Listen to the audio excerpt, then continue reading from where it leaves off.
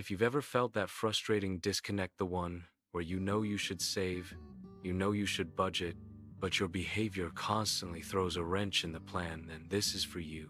You are not failing at math. You are failing at psychology. For decades, the world told us financial stability was purely about spreadsheets and willpower. But our research, grounded in behavioral science, tells a different story. The real key to long-term stability isn't just knowledge. It's the invisible framework of beliefs that controls your decisions on autopilot. Every single one of us runs on what are called money scripts, deeply ingrained, often unconscious rules about money, most of them written for us in childhood. They're based on what your parents modeled, what your culture dictated, and even basic developmental impulses like possessiveness. These scripts are not facts. They are emotional rules that constantly shape how you spend, save, and invest. To break the cycle, we have to first identify the script that's holding you hostage. There are 4 dominant types. First, money avoidance. If you believe money is bad or rich people are greedy, you unconsciously sabotage yourself. You avoid checking statements, ignore budgets, and perhaps even under-earn, because success feels morally compromising. This script turns prosperity into a threat. Second, money worship. This is the false promise that more money will solve all my problems. This belief fuels constant consumption and arbitrary goals.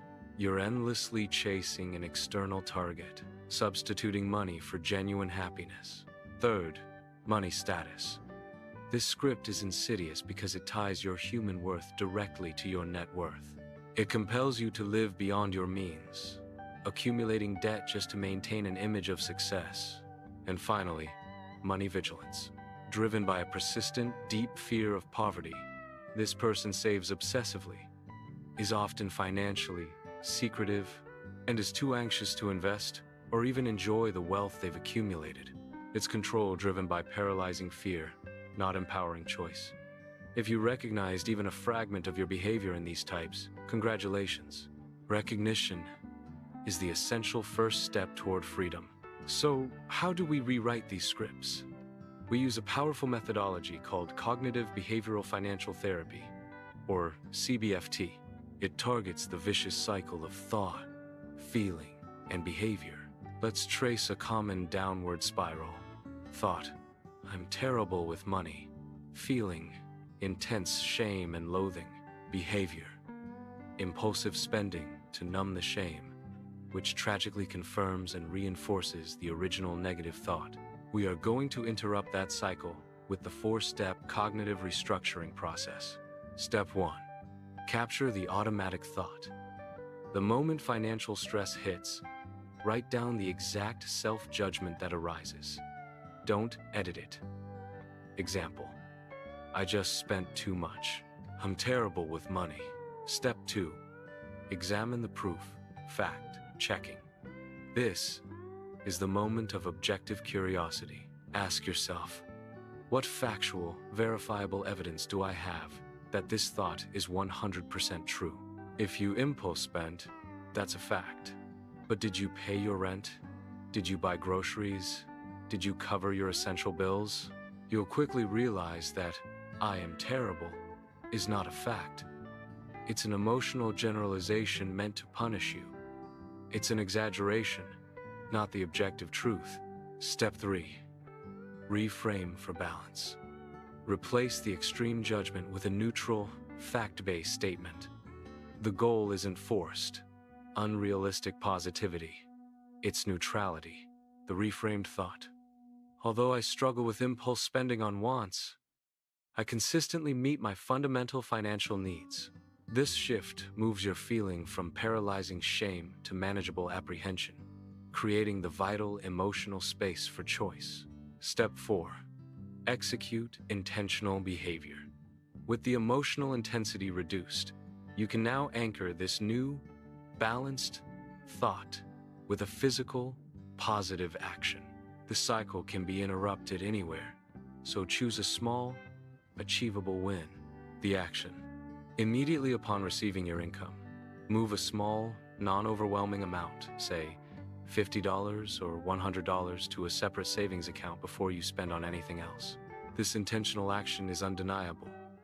Proof that the reframed thought, "I can build savings," is real, reinforcing the path towards stability.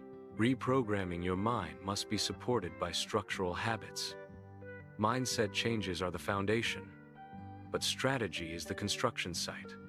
First, define intentional goals.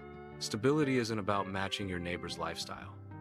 It's about defining what financial freedom looks like for you, free from those status scripts.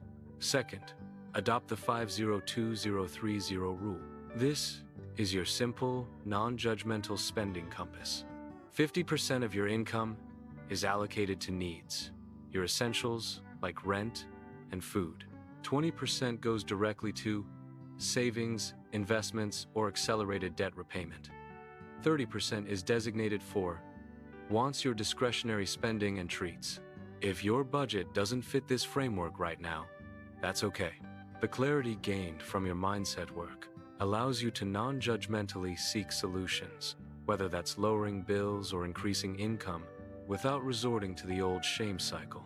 Third, practice radical consistency. Stability is built on relentless, small, positive habits, not massive overhauls. Successful financial stories often highlight this truth. Families who paid off massive debt did so by embracing resourceful living, simplifying their choices, and showing up every week to review their spending. Avoiding the issue only empowers the avoidance scripts. Set aside time weekly. Congratulate yourself for the improvements, no matter how small. Your success won't appear overnight, but every small win reinforces that new neural pathway. The ultimate goal of this journey is to replace scarcity with the abundance mindset. This mindset shifts your focus from what you lack to what you have, using intentional gratitude for your current resources. People who live in abundance celebrate the success of others without jealousy and practice radical generosity. Why? Because generosity is the ultimate proof to your subconscious that you are more than enough. It directly dismantles the core fear of lack. Financial stability is not the absence of problems. It's the resourcefulness and resilience to face those problems without collapsing into shame. It is choice-driven strength. You now have the blueprint. The power to break the cycle and define your future is not in the budget, it's in your mind. Our takeaway for today: capture one negative money thought today. Commit to one small, intentional, positive behavior right now. Break the cycle. Reprogram your mind. Define your future. Finally, if you found this video helpful, make sure to like, subscribe, and stay tuned for more tips and strategies to grow your financial knowledge.